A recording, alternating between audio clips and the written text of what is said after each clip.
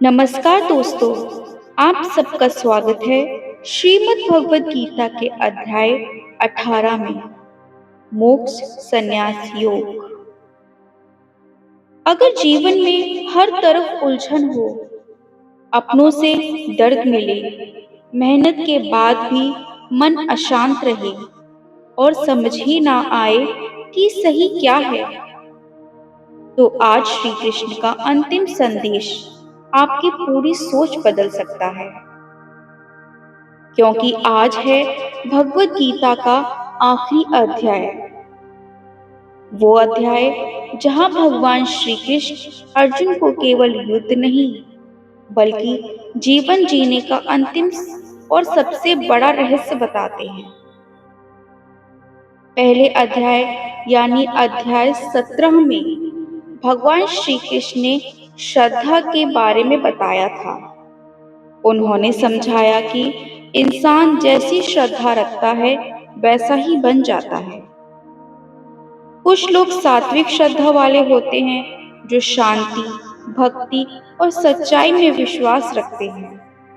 कुछ राजसिक होते हैं जिन्हें केवल नाम, शोहरत और फल चाहिए, और कुछ तामसिक जो अज्ञान और गलत रास्तों में भटक जाते हैं। श्री कृष्ण ने भोजन, दान, तप और पूजा के भी 3 प्रकार बताए और अंत में ओम तत्सत का महत्व समझाकर कहा कि हर शुभ कर्म भगवान को समर्पित होना चाहिए। लेकिन अब अर्जुन के मन में आखिरी प्रश्न बचा था।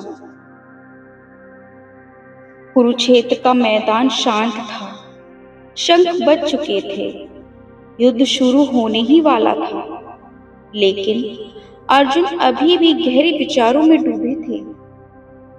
उन्होंने श्री कृष्ण से पूछा, हे कृष्ण, संन्यास क्या है और त्याग क्या है? क्या सब कर्म छोड़ देना ही मोक्ष का रास्ता है? तब श्री कृष्ण मुस्कुराए और बोले, हे अर्जुन, कर्म छोड़ देना संन्यास नहीं, बल्कि कर्म के फल की इच्छा छोड़ देना ही सच्चा त्याग है। श्री कृष्ण कहते हैं, मनुष्य एक पल भी बिना कर्म के नहीं रह सकता। जीवन में हर किसी का एक कर्तव्य है, माता पिता का, विद्यार्थी का, गुरु का, सैनिक का। इसलिए कर्म छोड़ना नहीं बल्कि बिना स्वार्थ के कर्म करना ही सबसे बड़ा धर्म है। यही निष्काम कर्म योग है। भगवान बताते हैं कि त्याग भी 3 प्रकार का होता है। सात्विक त्याग, कर्तव्य कर्म करना लेकिन अहंकार और फल की इच्छा छोड़ देना। दूसरा, राजसिक त्याग, डर या दुख की वजह से कर्म छोड़ देना। तीसरा, तामसिक त्याग, अज्ञान के कारण अपने कर्तव्य से भाग जाना। श्री कृष्ण कहते हैं, सच्चा ज्ञानी वही है जो बिना आसक्ति के अपना कर्म करता है। फिर श्री कृष्ण जीवन की गहराई समझाते हैं। वे बताते हैं कि ज्ञान भी 3 प्रकार का होता है, कर्म भी और कर्म करने वाला व्यक्ति भी। तामसिक ज्ञान जो हर जीव में एक ही परमात्मा को देखे। दूसरा, राजसिक ज्ञान जो हर चीज में भेदभाव देखे। और तीसरा, तामसिक ज्ञान जो सत्य को समझे बिना अज्ञान में जीता रहे। अब श्री कृष्ण अर्जुन को उनके धर्म की याद दिलाते हैं। वे कहते हैं, हे अर्जुन, तुम एक क्षत्रिय हो, अन्याय के खिलाफ लड़ना तुम्हारा धर्म है। अर्जुन युद्ध से भागते तो लोग उन्हें कायर कहते और अधर्म की जीत हो जाती। इसलिए श्री कृष्ण कहते हैं, अपने धर्म में मृत्यु भी श्रेष्ठ है और दूसरे के धर्म को अपनाना भय पैदा करता है। अब आता है गीता का सबसे भावुक और सबसे महान क्षण। श्री कृष्ण अर्जुन से कहते हैं, हे अर्जुन, सब धर्मों को छोड़कर केवल मेरी शरण में आ जाओ। मैं तुम्हें सभी पापों से मुक्त कर दूंगा। डरो मत। यह केवल अर्जुन के लिए नहीं था, यह पूरी मानवता के लिए संदेश था। जब जीवन में कुछ समझ ना आए, जब रास्ते बंद लगे, तब भगवान पर विश्वास रखो, क्योंकि जहाँ इंसान हार जाता है, वहां से भगवान साथ देना शुरू करते हैं। अब अर्जुन की आंखों में डर नहीं था, उनका भ्रम खत्म हो चुका था। वे हाथ जोड़कर बोले, हे कृष्ण, अब मेरा मोह नष्ट हो गया, मुझे सत्य का ज्ञान हो गया। अब मैं आपके बताए मार्ग पर चलूंगा। और यही था गीता का सबसे सुंदर पल।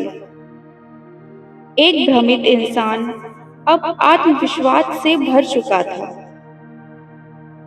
महाभारत का युद्ध केवल कुरुक्षेत्र में नहीं हुआ था, वो युद्ध आज भी हर इंसान के भीतर चल रहा है।